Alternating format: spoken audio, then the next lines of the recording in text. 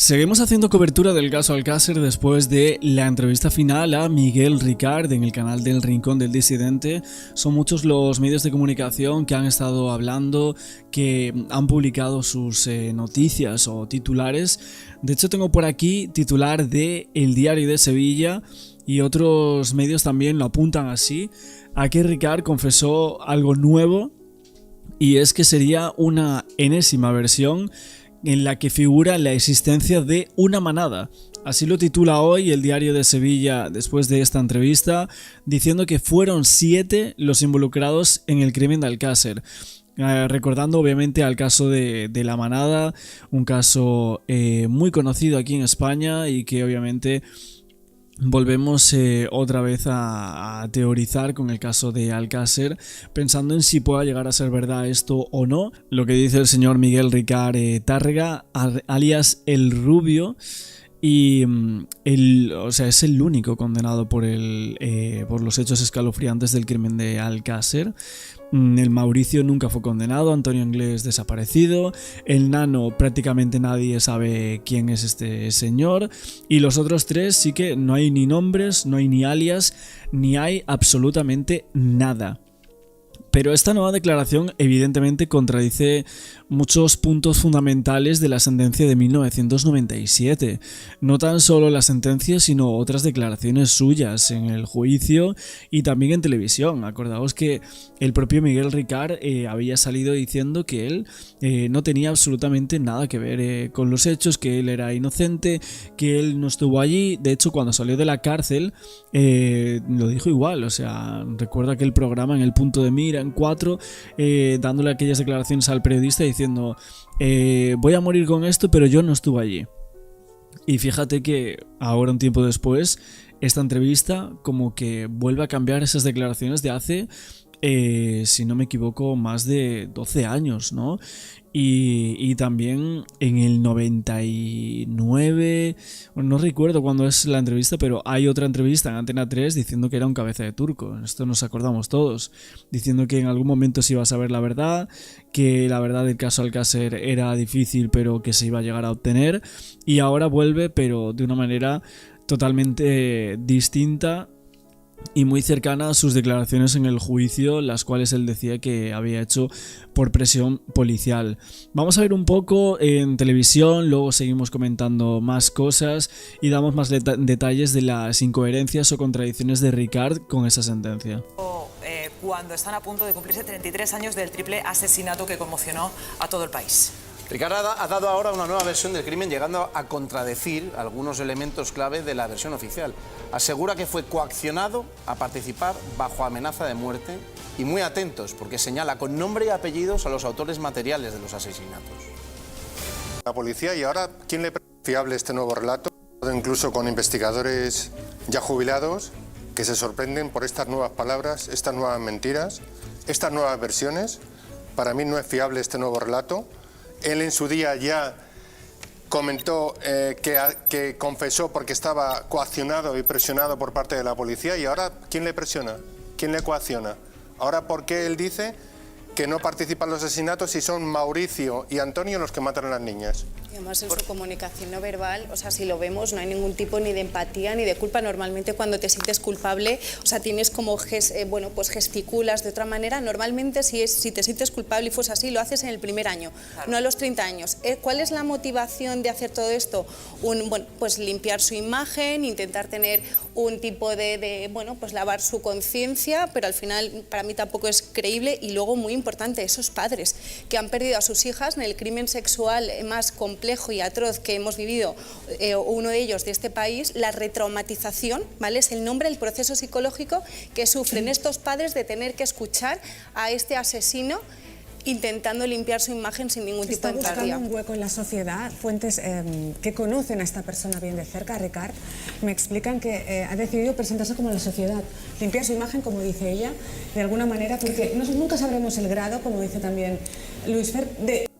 Claro, entonces lo que estamos viendo es un intento por limpiar su imagen de cara un poco a la galería después de tanto tiempo, exponiéndose ante un medio de comunicación que le ha dado como muchísima confianza en estos últimos 2 años para llegar al cometido de esta entrevista, donde él se para delante de una cámara, sabe que tiene que decir esto y lo otro y lo dice sin ningún miramiento, ¿no? Después de tanto tiempo resulta llamativo eso también, ¿no?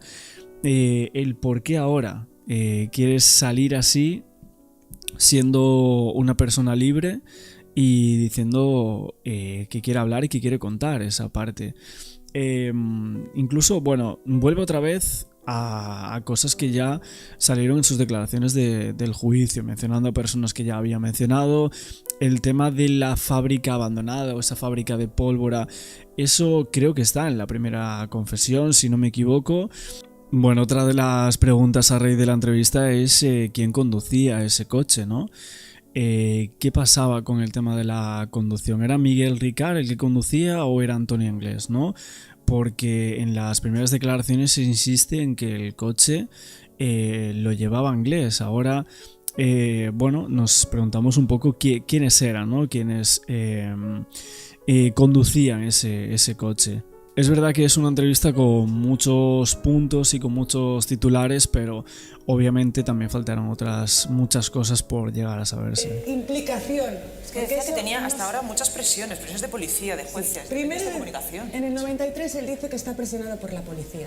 Después, en el juicio, quiere su inocencia, por lo tanto lo niega. Y ahora, 30 años después, vuelve a la primera versión. ¿El por qué? Presentación en la sociedad y de alguna manera limpiar conciencia. Entonces la fiabilidad es parcial, que algo hay seguro, pero que hay más de la implicación de lo que cuenta también. Que tiene miedo, dice. De miedo nada, es decir, miedo lo tenía que tener esas pobres niñas que fueron violadas, abusadas, asesinadas. O sea, el miedo cuando eres capaz de matar y violar a unas niñas con esa crueldad no existe. De hecho, si lo hubiera tenido no hubiera participado, pero esto es un discurso aprendido de falsa empatía para lavar su imagen porque le fueron 170 años de prisión, muchas veces salen de la cárcel en algún momento, entonces intentan esa reinserción de lavado de imagen, pero no es real y no es creíble. Pero ¿cómo va a lavar su imagen si ha salido de la cárcel y le han detenido ya en varias ocasiones? La policía le ha arrestado en Barcelona, en Madrid le han identificado metido en un solar ocupa, relacionado con tráfico de drogas. Es que este hombre sigue vinculado al mundo de la delincuencia. ¿Quién puede creer a este hombre? Y como novedad también lo de la presión que hablabas, doble presión, la policía. Bueno, pero no es lo mismo que te juzguen por haber estado en un narcopiso, etcétera, el menudeo, a que te juzguen por lo que pasó con las 3 niñas de Alcácer. Eso, lo que sufrieron esas niñas es que no tiene ni nombre. No tiene ni olvido ni perdón para este señor si es que participó activamente en esas torturas, sea amenazado, ¿no? Ojo, Y luego también dice que está presionado por los hermanos Anglés, que son los que le empujan a estar en ese escenario del crimen. Bueno, pues no sé qué más se puede esperar de esta persona, quiero decir, no sé cuál es el siguiente paso, Lara. Desgraciadamente yo creo en la reinserción de según qué perfiles, pero de patología grave de violadores, reincidentes y asesinos, pues tendrían que pudrirse en la cárcel hasta que no haya una reinserción real, porque si vemos, cuando sale sigue haciéndolo, con lo cual pues desgraciadamente... No sería de extrañar, entiendo, Luis Fer, que termine entrando en la cárcel otra vez, ¿no? Tarde o temprano. Hombre, si le pillan de nuevo con algún tipo de delito, aunque sea menor, es una persona reincidente y entrará de nuevo en prisión. Desde luego, lo que estamos sabiendo es que se mueve en círculos, la verdad, muy sospechosos.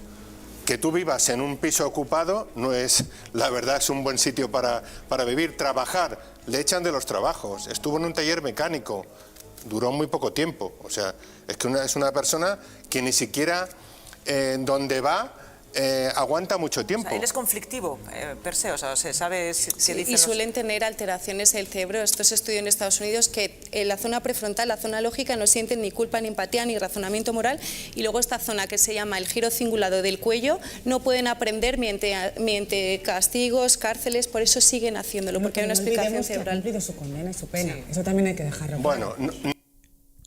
Bueno, y aparte de todo esto que están comentando, yo me pregunto también qué va a pasar con la prueba esta que decían del pentotal, si la hay o no tengo absolutamente ni idea sobre esto, pero bueno, podría ser otro vuelco más al caso de Alcácer, ¿no? Porque esta entrevista ya lo es, porque hacía ya más de 12 años que es la primera vez que cambia de versión, diciendo que no fue él, etcétera, como venía en esta última década Ricard haciéndolo, y vuelve otra vez a las primeras declaraciones. Es como un ida y vuelta todo el rato con este señor, ¿no? Pero hay que decir que Ricard, como aquí están comentando en este programa, él es reconocido como autor de varios atracos, ¿no? En Buñol, en esas zonas de Valencia, y de hecho es reconocido por los testigos a los cuales había robado bancos.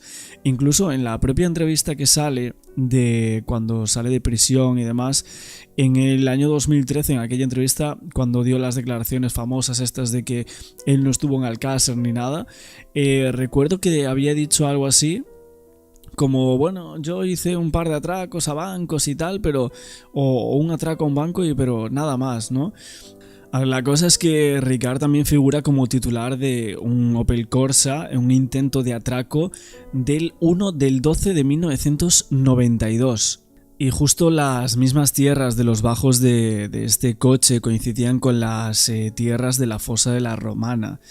Y también es suyo el coche, con él estuvo en la Romana, probablemente podemos llegar a pensar que para llevar ahí los cuerpos de las niñas de Alcácer. Ricard como tal solo reconoce el atraco del 5 de noviembre del 92 por ser el único que perpetra con uno de los hermanos, el Mauri, o según lo que dice él, pero nos preguntamos qué oculta acerca de estas fechorías que iba cometiendo a lo largo de esos años y en la previa a la desaparición de las niñas de Alcácer, ¿no?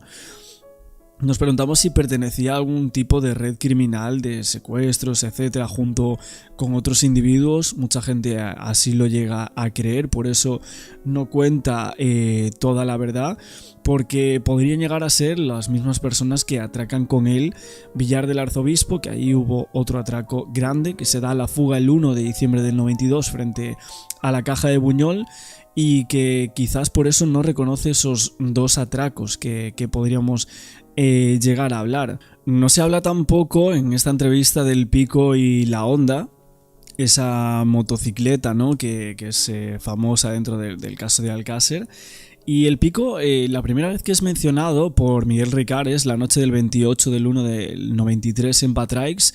Lo describe como la herramienta con la que Antonia Anglés cavó la fosa de las niñas de 1,80 por 1 metro de alto para enterrarlas. Tras una noche terrible para ellas, Anglés parece que no escatima ningún esfuerzo y de madrugada ya se dirige a Alborache, que queda a unos 30 kilómetros de la Romana.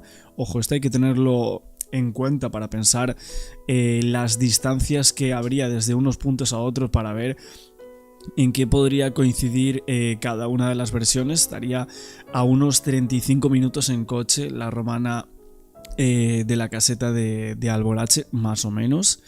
Y dice que únicamente va ahí para recoger un pico con lo que cavar ese agujero. O sea, 1 hora y media entre ida y vuelta, al parecer.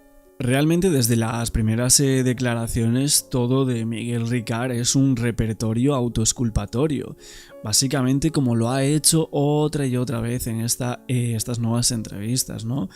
Todo lo que se mueva y se llama Anglés, pues ahí va hacia él, ¿no? Dice que de madrugada a las 4:30 de la mañana la Guardia Civil se va al corral de Alborache a recuperar la moto Honda y aquel pico del fondo del barranco, siguiendo un croquis que fue dibujado de memoria por Miguel Ricard, en el que incluye el lugar donde entierra la pistola homicida. Pero bueno, dice que todo lo hace Antonio Anglés, por supuesto, él no hace nada. Dice, sostiene que el citado Antonio se encuentra en esa zona, así como mediante croquis señala el punto donde ocultaba la pistola y que el pico empleado para cavar la fosa lo tomó Antonio del Corral. Que en otras palabras, la misma noche el citado Antonio va a Alborache tras el crimen a recoger aquel pico, tras cavar 2000 litros y pico de tierra, y lo lleva de nuevo a Alborache para tirarlo por el barranco, todo en la misma noche.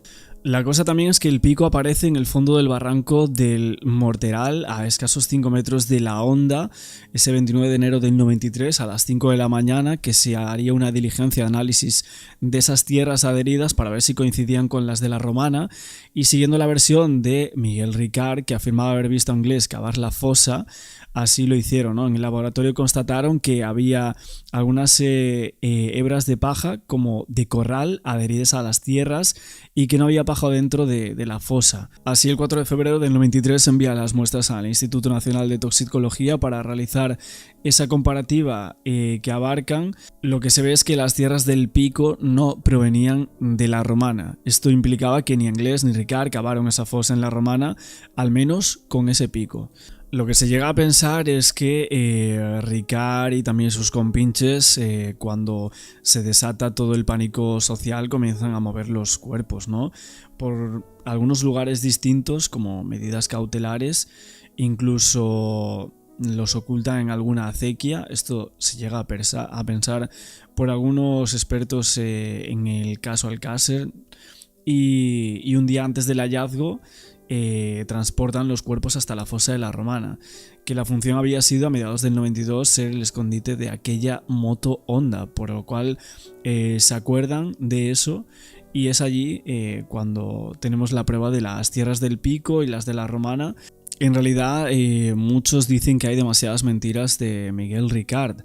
En esa cruzada a la desesperada de Ricard no cesan en echarle la culpa a Anglés, y hablamos de que el 2 de marzo del 93 declara haber visto a Antonio ejecutar a las niñas y viendo cómo se le encasquillaba la pistola, y al día siguiente la limpiaba. Sin embargo, el 30 de septiembre del 94 afirma que no estaba presente cuando se realizaron los disparos a las niñas, y justificaba el conocimiento de que el asesino se le había encasquillado el arma sin haber estado presente en la ejecución de las chicas, porque los funcionarios de la policía judicial le habían dicho haber encontrado un proyectil, ante lo cual el declarante supuso que había ocurrido aquello, lo del encasquillamiento de la pistola. Lo raro es que en los atracos que os comentaba anteriormente, en Buñol, por ejemplo, varios testigos lo vieron portando una pistola que resultaba ser idéntica por calibre de los casquillos a una Star 9 mm corto, que es el arma con la cual rematan a las niñas de Alcácer. Entonces, ¿qué podría llegar a decir Miguel Ricard ante esto? Él no tuvo nada que ver en los disparos. Dice que solo fueron Antonio Anglés y que fue el Mauri. Él no disparó a ninguna de las niñas, ¿seguro? Es un poco lo que yo me pregunto, ¿no? Y bueno, y para más, Inrit también el 2 de agosto del 93 declara algo parecido a lo que hemos visto en esta nueva entrevista, pero si nos vamos atrás, el tema de las amenazas de Anglés con la pistola fue algo que ya dijo en su momento. En sus primeras declaraciones describía cómo Antonio usaba esa Star 9 mm para reducir con violencia a las niñas, usando la culata para golpear a alguna de ellas, sobre todo a Toñi. Pero el 30 de septiembre del 94 cambia la declaración, y esta vez es él mismo la víctima de los ataques impropios de Antonio Anglés en el mismo punto al cual acopla aquel famoso nano del seguro del Ronda. Y cuando le preguntan por todo esto, en fecha del 2 de agosto del 93 manifiesta que Antonio Anglés tuvo relaciones con una chica y que terminó con dos, y si ahora declaraba que en ningún momento estuvo presente en los hechos y que ni siquiera los vio, que ya era noche cerrada. Y lo que contestaba él es que era por intuición, que suponía que cada uno de aquellos deberían haber hecho lo que él había dicho, pero que él no hizo nada. Partes. Miguel Ricard fue el único condenado por los crímenes de Alcácer.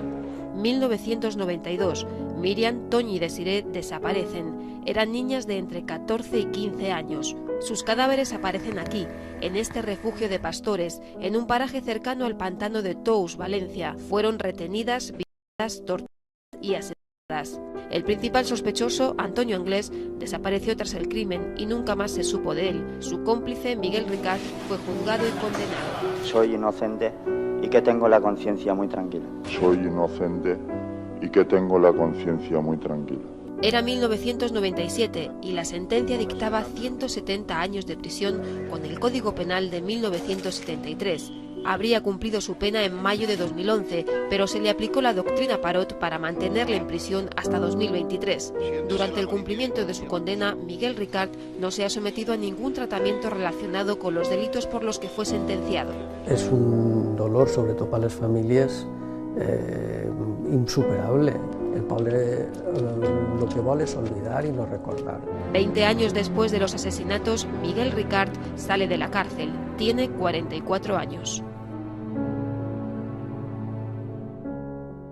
Hablando también de los culpables en este caso, uno de ellos Miguel Ricard, el otro Antonio Anglés, tenemos que comentar las declaraciones de Vicente Quilís, el abogado de Ricard, en un programa de televisión española el 3/10 del año 2001. Él decía: yo nunca vamos, yo creo que el caso no está cerrado todavía, porque no están los que deberían de estar en la cárcel. Y desde luego uno de los que está no es quien tendría que estar. Vamos a ver, todo el mundo tiene derecho a una defensa, incluso cuando es culpable. Yo, de todas maneras, hice mi trabajo lo mejor que pude, durante el tiempo los 2 años y pico que fui abogado de Miguel Ricard.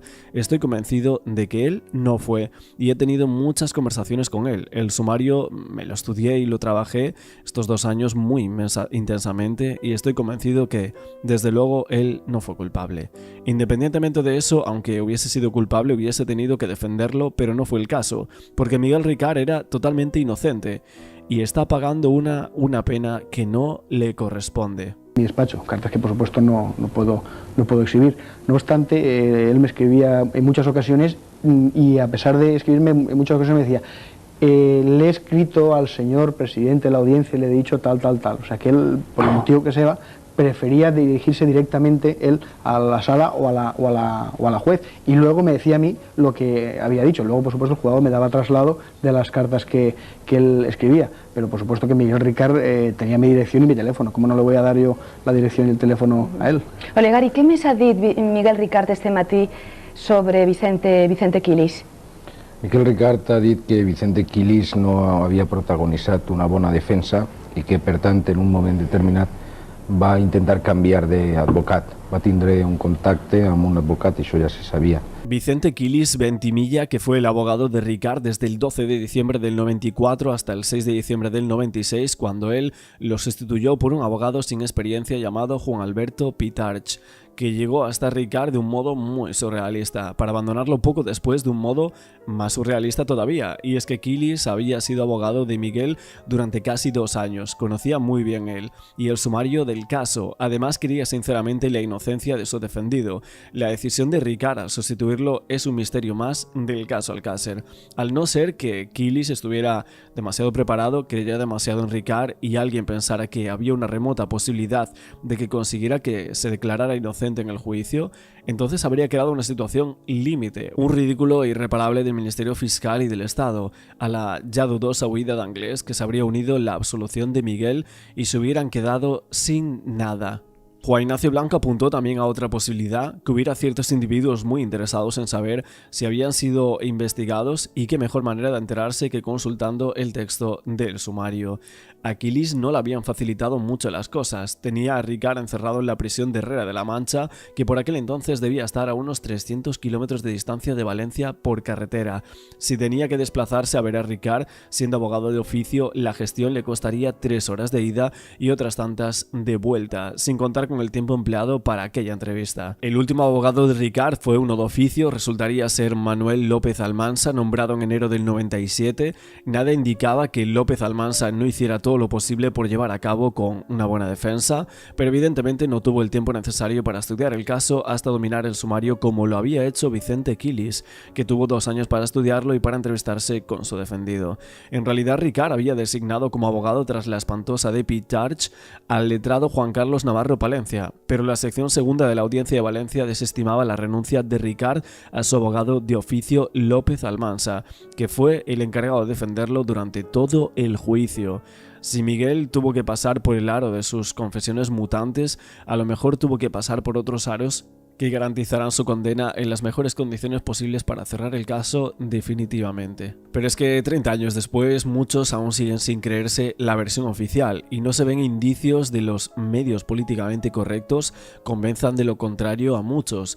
De todos modos, habría que esperar que sucediese algo positivo antes de que todos los ciudadanos que seguían este caso en directo fuesen sucedidos por nuevas generaciones que no supiesen nada del caso, que no les importase lo más mínimo, porque las muertes y desapariciones seguirían hasta que alguien ponga remedio, con mano de hierro. Ese baile de abogados fue bastante extraño. Vemos un artículo del 18 de diciembre del 96, Juan Pitarch, que recibía la venia, se negaba a explicar por qué el acusado lo elegía a él, según varios artículos de ese año, y así se colocaba como el nuevo abogado de Miguel Ricard, que solo llevaba 20 días ejerciendo como él mismo.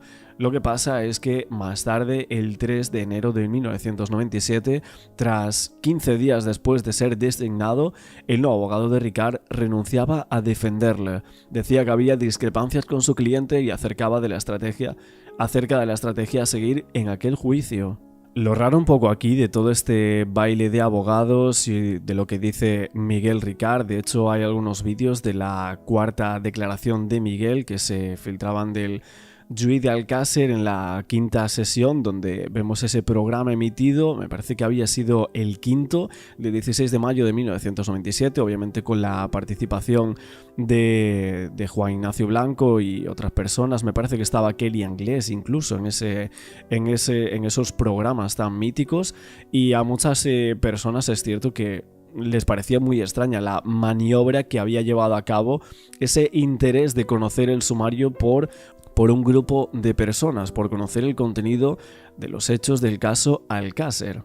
Y es que quizás hay que decir que el punto Miguel Ricard debe ser una de las cosas más polémicas de todo el caso Alcácer, debe ser una de las que más, porque realmente él sí fue condenado a muchísimos años de cárcel. Es que hay muchas versiones del caso Alcácer, hay algunos investigadores particulares que creen que fue Miguel Ricard y Antonio Anglés, hay otras personas que creen que fueron Miguel Ricard, Antonio Anglés y alguno de los hermanos de Antonio Anglés, presuntamente, y hay otras personas que simplemente piensan que fueron los conseguidores Ricard y Anglés.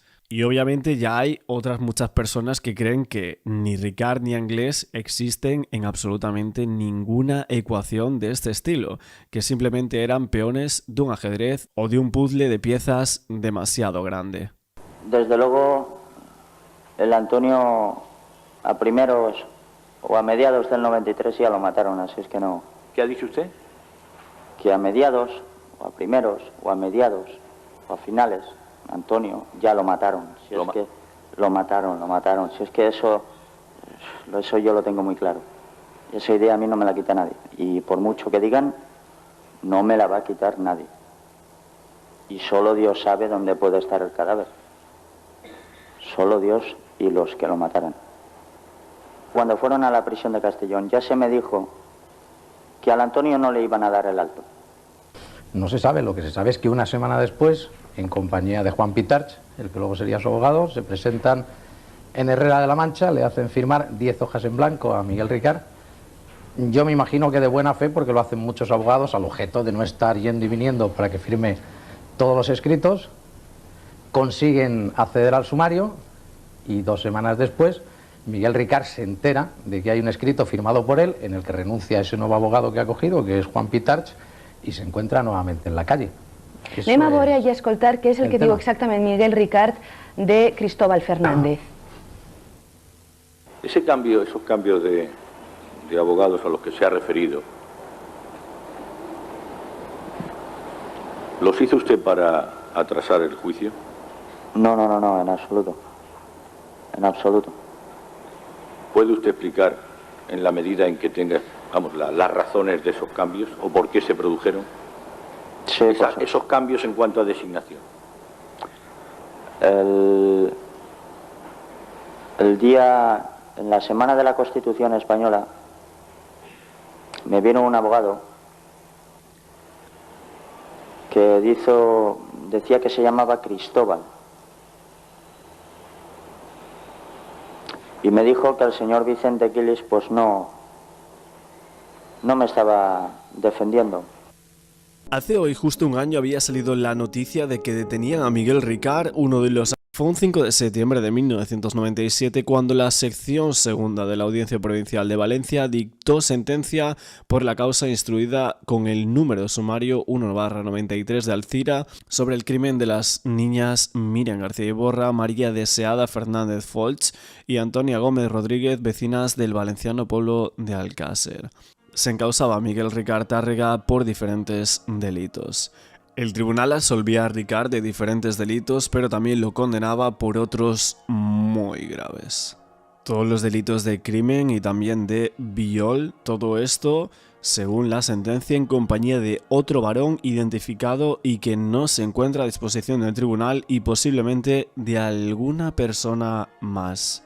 Y es aquí cuando nos encontramos que Miguel Ricard fue condenado a 170 años de cárcel, pero como fue juzgado por el Código Penal de 1973, que recoge un día de descuento de condena por cada 2 de trabajo, sobre el máximo legal de 30 años de cumplimiento, podría haber sido puesto en libertad el 22 de mayo del año 2011. Pero es que, sin embargo, el Tribunal Supremo confirmó la doctrina Parot a Miguel Ricard, por la que los beneficios penitenciarios y redenciones de pena por trabajo se aplicarían sucesivamente a cada una de las condenas impuestas.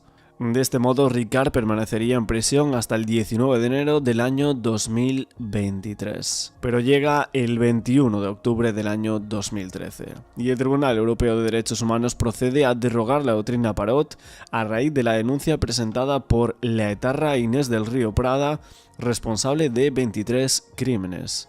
El gobierno en un principio señaló que la sentencia se refería solo a ese caso, pero en la práctica se apresuró a poner en libertad a todos los afectados por la decisión 54 de ETA, 7 del Grapo, 1 del GAL y 4 presos comunes. Uno de ellos sería Miguel Ricard Tárrega, que salía de la cárcel de Herrera de la Mancha en la tarde del 29 de noviembre del año 2013. De Ricard sabemos también que ingresó en prisión el 19 de agosto del año 1992, siendo puesto en libertad el 20 de agosto del 92 por utilización ilegítima de vehículo a motor. Y también se vio envuelto de alguna forma en el famoso secuestro de la joven toxicómana de 20 años Núria Pera Mateu, realizado ese secuestro por Antonia Anglès el 8 de enero del año 1990. De hecho, a Miguel Ricard también se le llegó a preguntar por una presunta relación en cuanto a los crímenes del conocido caso Macastre, ocurrido 4 años antes del triple crimen de Alcácer, y el cual guarda bastantes casualidades o similitudes entre lo que sería el caso de Alcácer. Sabemos que Miguel Ricard inculpó en su declaración a Antonia Anglès como autor material de los disparos, negó ante la Guardia Civil cualquier relación con el caso de Macastre, en el que aún no se había esclarecido la muerte de otros 3 menores y que a día de hoy sigue sin esclarecerse.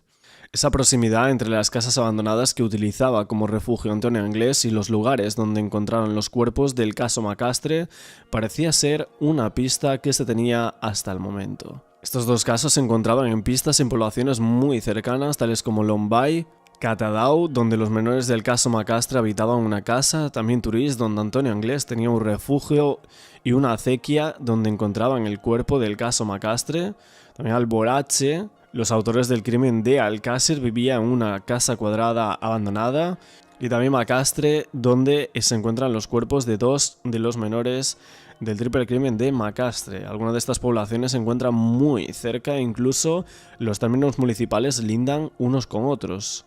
De hecho, en aquel momento la Guardia Civil investigó la similitud entre el triple crimen de las niñas de Alcácer y el denominado caso de Macastre, especialmente después de que uno de los detenidos, Miguel Ricard, confesara que se había reunido en numerosas ocasiones con Antonia Anglès en una casa abandonada de Alborache cercana a la primera población mencionada, donde aparecieron en 1989 2 cuerpos de adolescentes. En esa vivienda en ruinas de Alborache, muy próxima también a unas colmenas, como ocurría con el paraje de Tous, se encontraron varios colchones y otros objetos que estaban siendo analizados en aquel momento. Cuando salió en prisión en el año 2013, Miguel Ricard volvía a decir: "Soy un cabeza de turco". Ricard era el jefe supuestamente de la banda de los Anglès y ayer En declaraciones al programa Espejo Público de Antena 3, esa cadena emitía que Miguel Ricard aseguraba tras su salida de la cárcel ser un cabeza de turco y afirmaba que lo que le hicieron a esas niñas fue algo que no tiene perdón de Dios. Es de que Miguel Ricard sabe qué pasó y dónde está y cuándo ocurrió y por qué desapareció.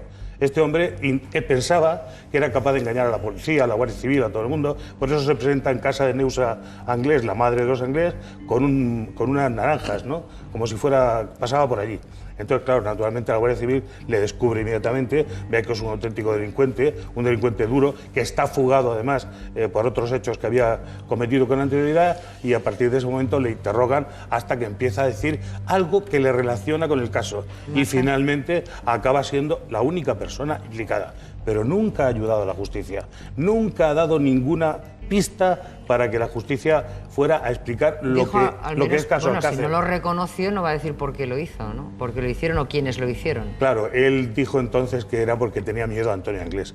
Pero yo tengo un dato fundamental, y es el hecho de que Antonio Anglés nunca iba a los atracos porque le daba miedo. No tenía el valor que hay que tener de entrar en una entidad bancaria y decir: alto, arriba las manos, que esto es un atraco. Iba siempre Miguel Ricard, que no tenía ningún miedo. Hasta el punto de cuando se llevaban el botín, le decían a Antonio Anglés lo que ellos querían. Los que habían ido al atraco decían: hemos robado no sé cuánto, y le daban la mitad, pero podía haber robado 5 veces más. Lo cierto es que Miguel Ricard sigue manteniendo a estas alturas que él ha sido una víctima, que él fue un cabeza de turco y que los auténticos culpables siguen en la calle. Cabeza de turco Antonio Anglés. Vale. Ricard se lo dice a sí mismo. Intervendría en esos crímenes horrendos. No tenemos ninguna prueba, ya digo. Pero si no lo hicieron solos. No lo hicieron solos. Una persona no lo hace solo. No lo hicieron solos. Según su teoría, 3 o más. Pero yo lo que digo es que el que manda en esa banda es Miguel Ricard. Vale, perdona Marta que te he interrumpido. Al contrario de lo que Miguel Ricard siempre ha mantenido y mantiene. Él, antes de todo, de su cárcel, etcétera, tuvo 2 trabajos de los que no duró más de 6 meses en cada trabajo. Es decir, no era un hombre que tuviera una profesión previa ni nada. Ahora, en la calle, dificilísimo la reinserción social e incluso laboral. Dudo mucho que tenga él ahora mismo ningún tipo de oficio, beneficio, profesión, ni que nadie vaya a dar trabajo, lógicamente, a Miguel Ricard. Con lo cual, el objetivo o la vía de salida que le queda, en opinión de los expertos, es delinquir. Por eso es importante, creo yo, esta fotografía. Por eso es importante, porque ahora donde viva él o otros que están saliendo de la cárcel, desde luego no puede ser en el entorno que tenían previamente, porque ya se está alertando muchos pueblos y muchas localidades para poner más Guardia Civil y Policía. Y Madrid puede ser un buen destino en cuanto al anonimato. Ahora, profesión ninguna. También Miguel Ricard se declaraba inocente en esas cartas tan famosas desde prisión y culpaba a la mafia del crimen. Y es que el único condenado por ese brutal crimen en Alcácer aseguraba en distintas cartas que él escribía desde la prisión que cuando saliera a la calle se resolvería el caso. Algo que evidentemente han pasado ya más de 10 años y no ha ocurrido. Nos acordamos también de que el programa de Ana Rosa tuvo acceso en exclusiva a esas misivas que Miguel Ricard escribía desde la cárcel, donde llevaba desde el año 1993, y repetía en sus cartas que él era inocente y también en la que culpaba a gente mafiosa del triple crimen. Ricard fue descrito por psiquiatras forenses como un gran manipulador con una mente malvada. Sostenía en sus escritos que si supiera algo más del crimen estuviera muerto, como Antonio Anglés, considerado autor material de los crímenes y el cerebro del espantoso crimen. En las misivas quedaba reflejado que Miguel Ricard seguía la cobertura mediática del caso y que culpaba a su familia de la situación en la que se veía inmerso. 5 de septiembre de 1997, Miguel Ricard fue condenado a 170 años de cárcel por 3 delitos de asesinato, ingresa en prisión y desde allí escribe varias cartas. En ellas expresa sus deseos, sus emociones y sobre todo su sentimiento de que es una persona inocente. Yo soy un hombre inocente. Creo que Dios ha querido darme una lección para alejarme de las malas compañías, pero estoy seguro de que el Tribunal Supremo me absolverá. Confía tanto en su inocencia que no pierde la esperanza de que algún día esta se demuestre de alguna forma. En cuanto salga en algún medio de comunicación me enchufaré al detector de mentiras y luego me inyectaré el pentotal. Yo espero que me absuelvan. No se puede condenar a un hombre sin pruebas. Además, yo he demostrado que no tengo nada que ver. Quiere que la gente sepa que no es un asesino y en su mente intenta razonar la situación en la que se encuentra. Aún demostrando una persona su inocencia, sigue siendo culpable porque un tribunal se justifique con esa persona condenándola a tenor o a sabiendas de que no hay ninguna prueba contra esa persona, en este caso yo. Habla de Antonio Anglés, aunque no le acusa de ser el culpable total del crimen. Menciona a gente mafiosa con mucho poder que serían los asesinos reales de Miriam, Toñi y Desiré. Referente a lo de la gente mafiosa, los mafiosos, como tú dices, saben que yo no sé nada del asunto. Además, si yo supiese algo, estaría muerto como Antonio. Por eso lo han matado, para que no hable. En el año 2000, las misivas continúan. En esta sigue con su personal teoría y asegura que se encuentra en disposición de resolver el caso. Tengo una buena noticia, estoy en 2º grado. Ya puedo salir de permiso y resolveré el caso Alcácer. Detendré a los criminales que mataron y torturaron a las niñas de Alcácer. La gente, la sociedad sabe que soy inocente y que soy una cabeza de turco. La sociedad sabe que puedo resolver el caso.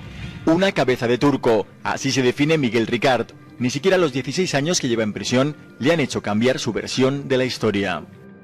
Miguel Ricard, el rubio, se desahoga en estas cartas, hasta hoy inéditas. Encierran no solo lo que realmente pensaba sobre el crimen, también habla sin escrúpulos de los padres de las niñas. Los padres de las chicas son escoria. Deja a la justicia divina la resolución del caso. Pide a Dios que se sepa la verdad, ya que desde su ingreso en prisión, no solo la sociedad le ha dado de lado, también su propia familia. Respecto a mi hermana, pues la verdad es que aquí no ha venido para nada, ni me ayuda de ninguna de las maneras. Bueno, ella sabrá lo que hace, pero que no diga nunca que me ha ayudado en algo. Aunque no vea a mi hija, la quiero muchísimo. Además me metieron en prisión por la amenaza y eso lo declaré en el juicio. Pero por las palizas, no. Miguel se siente solo en prisión. Antes no. Tenía nervios, pero podía pasar. Pero es que ahora no. Que se queda con el gran amigo, antes de luego vivir. Que cogió una chica como que se queda fatal.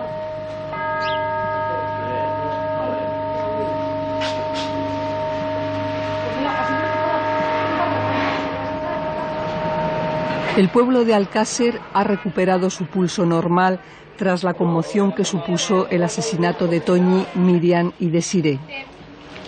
Pero en esta comunidad de 7.000 habitantes, el suceso ha dejado una huella indeleble y en mucha gente miedo cada vez que sus hijos salen a la calle. Pasado mañana hará 3 años. Un viernes de noviembre, las 3 niñas de Alcácer se dirigían a una fiesta escolar en una discoteca. En esta gasolinera, un coche blanco las recogió en autostop. Ahí se perdió su pista. Durante 75 días, el pueblo entero se movilizó para buscarlas. El eco de esta llamada se extendió a todo el país.